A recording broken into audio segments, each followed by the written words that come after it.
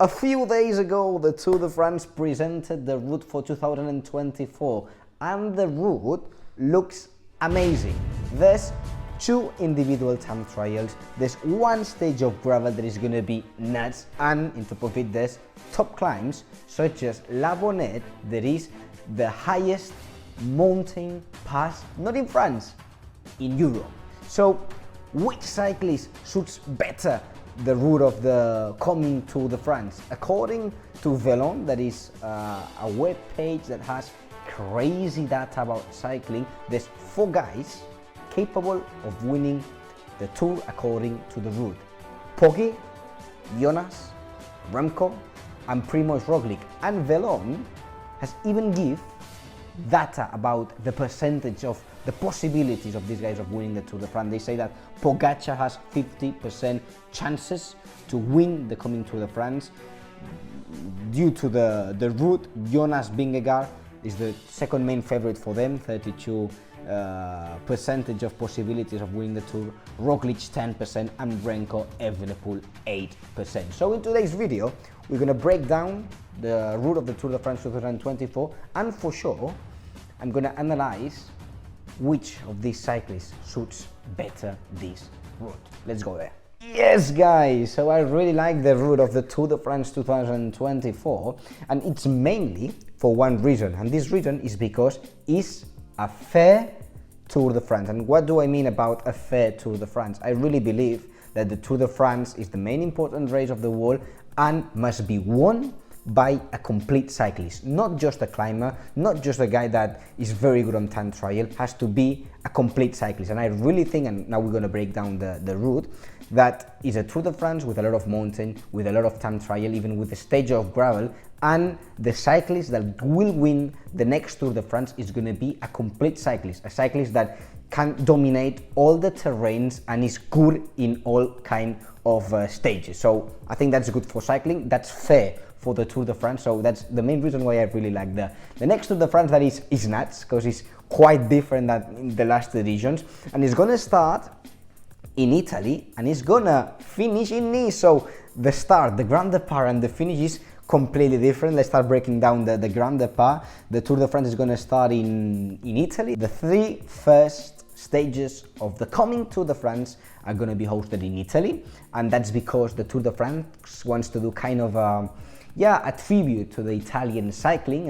Next year it's going to be the anniversary of the first victory in the Tour de France of Ottavio Bottecchia, that was the first ever winner of the Tour. So yeah, it's kind of a tribute. They want to honor the Italian cycling, for sure. Bottecchia, there's going to be a first century since his first victory. Also great Italian cyclists like Gino Bartali, Fausto Coppi, also Marco Pantani, and that's why here you have the third stage of the Tour de France. This is the profile that finishes in Turin but starts in Marco Pantani town. So that's why I told you the 3 first stages is kind of a tribute to Italian cycling. This third stage is going to be the first chance of the sprinters to win a stage. It's kind of a flat stage. It's kind of crazy because it's kind of honor the stage of Marco Pantani. He was a climber, and the stage, despite he was a climber, is for sprinters. But it's going to be the first chance for Mark Cavendish to break Eddie Merckx's record, and let's see if he's going to be able to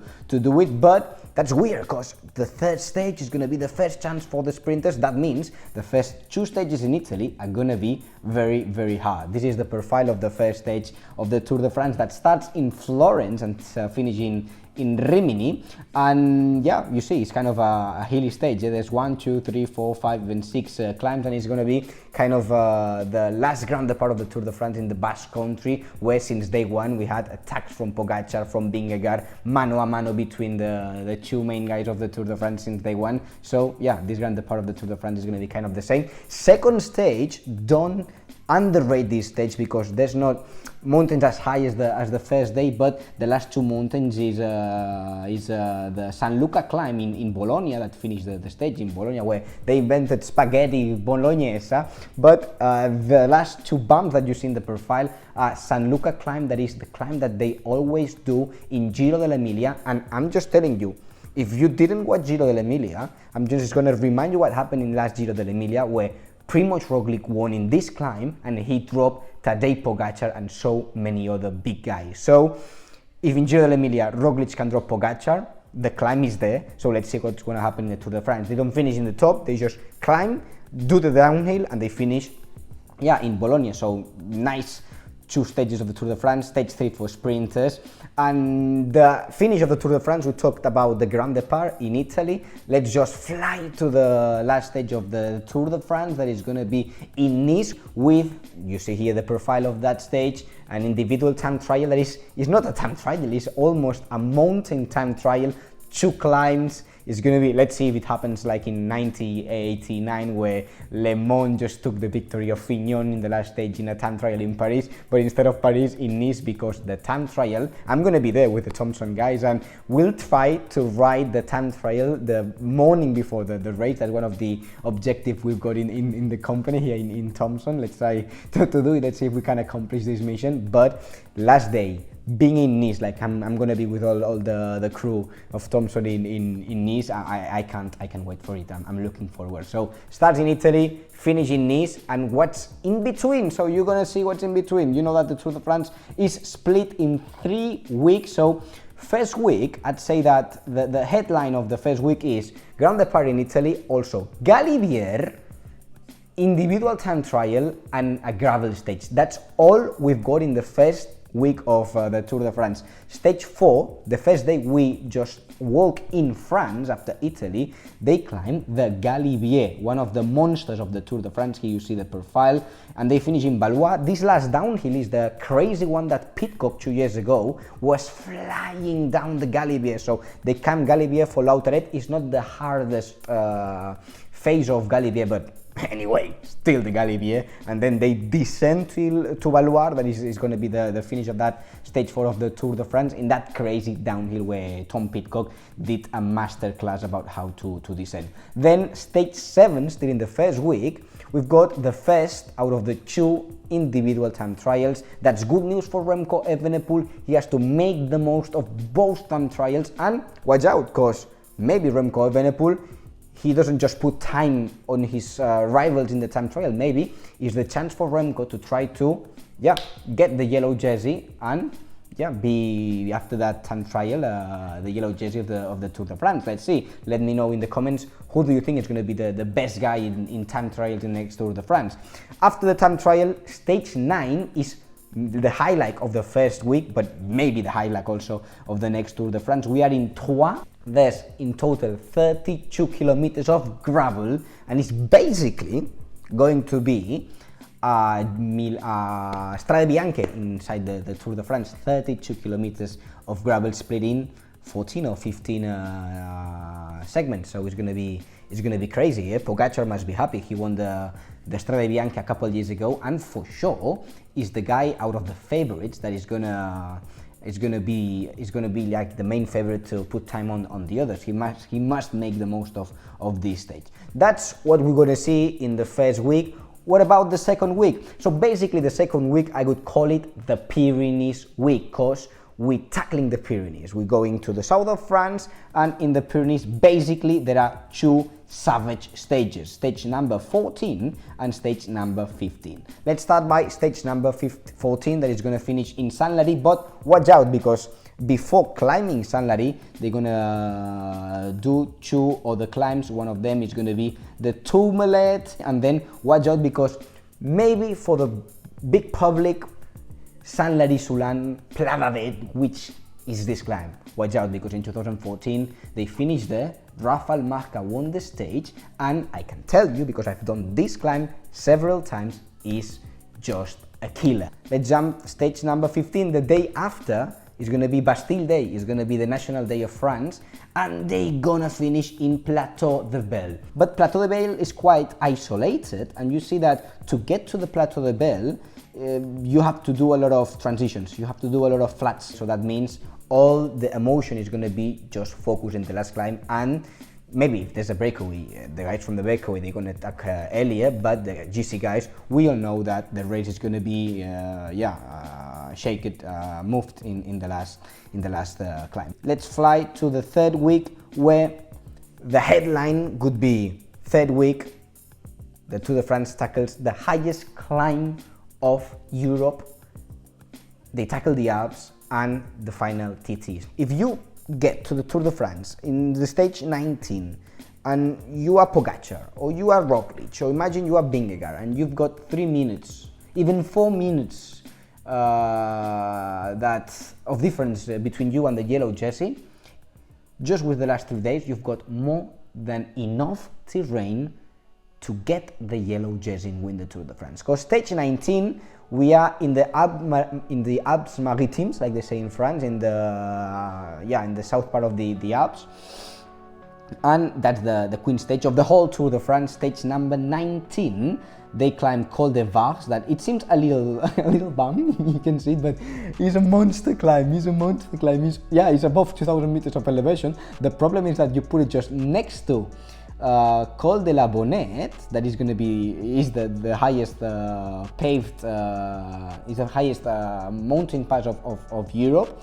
So it seems a baby of Col de Vars, but it's a top climb. So then you do Bonette, that is 22.9 kilometers at 7% average gradient. You spend more than 10 kilometers above 2,000 meters. Then you descend Bonette and you climb Isola, that is 16k at 7%. Here you've got many different scenarios depending on how the GC is at the moment. So Vingegaard is going to be the main favorite for this day. If he has to recover time or put time on his rivals, you can attack in Bonette. You've got more than enough terrain to drop everybody in Bonette. Then there's a downhill and there's still 1 climb left. So yeah, it's a stage where if you are the yellow jersey and you've got 2 minutes or even 3 minutes to your main rival, here you can lose the yellow jersey because it's a savage stage this day in Col de la Bonette. The battle carry on because I love this stage. Depending how is the GC, if someone has to take time, that's for sure. There's going to be someone unhappy with the GC, has a lot of terrain to attack. You've got Col de la Cuillère that has mountain 15k at 7%, but you've got 3 other climbs to attack. And the good thing is that there's no transitions between climbs. They are very compact, so you can attack in any of the mountains, do the downhill, and then when you finish the downhill, you start climbing the next mountain. So here, if there's a team working behind, the difference between going in the peloton or going alone is not big, so that makes that cyclists that they can be very, very aggressive if they still power in their legs after a crazy hard Tour de France. And stage number 21, I'm just in love with that stage. Finishing the Tour de France with a time trial day 21. Let's see what's going to happen. It's a time trial that if you are 2 minutes behind the yellow jersey, you also can take the glory in this stage because it's a 35 kilometers time trial, but there's 2 climbs in the middle as we saw before, and maybe they're going to change the bike. Let's see. So the guys from Velon, as I said in the introduction, they gave the percentage about the chances of the main favorites to win. I really agree with them about the 4 names. I think out of these 4 names, Pogacar, Vingegaard, Roglic and Remco, I don't see any other names stepping in and trying to win the yellow jersey. I think it's almost impossible. So my percentage could be the next one. I want to read your percentage in the comments, but my percentage, they are the next 40% chances for Pogacar, 40% chances for Jonas, 10% chances for Roglic, and also 10% chances for Remco Evenepoel. And my conclusion for these guys is that this Tour de France suits everybody. I think Pogacar, this Tour de France suits him better than the last Tour de France. There's gravel, there's short climbs, there's long mountains, there's time trial that he's really good. So Pogacar, everybody says that this course it really suits him. But in the other hand, also Jonas Vingegaard must be super happy with this route because, okay, there's that gravel stage that is going to be kind of a pain in the ass for Vingegaard, but let's not forget that 2 years ago, the first time that Vingegaard won the Tour de France, he just won the Tour de France where there was a cobble stage in the Tour. So cobbles, gravel, kind of the same. He saved that stage in the cobble, so he can save for sure the gravel. And then there's a lot of mountain like we saw, and that's good for Vingegaard. And also there's 2 individual time trials. That is where he won the last Tour de France, putting time on Pogacar on the time trial. So Pogacar must be happy. Vingegaard with the per course, despite that gravel stage, I think he's happy. And also Roglic and Remco, I think they were happy. Both Remco and Roglic, they're very good on the time trial. So 2 time trials, if we're talking about Remco, if we compare the next Tour de France with other editions of the recent routes of the Tour, last year the Tour de France had 23Ks of time trial. Next year they're going to be 60Ks of time trial. That's good for Remco Evenepoel, so he must be over the moon with the amount of time trials the Tour has designed for him. So Remco happy as well, and Roglic, I think he's happy anyway, because Roglic is good on time trials. He's a really complete cyclist, and what did we say about this Tour de France? That is perfect for a complete cyclist to win it. So I think Roglic is happy as well. So let's see who is going to win it. These are my percentage, and can't wait for the next Tour de France. Ciao guys.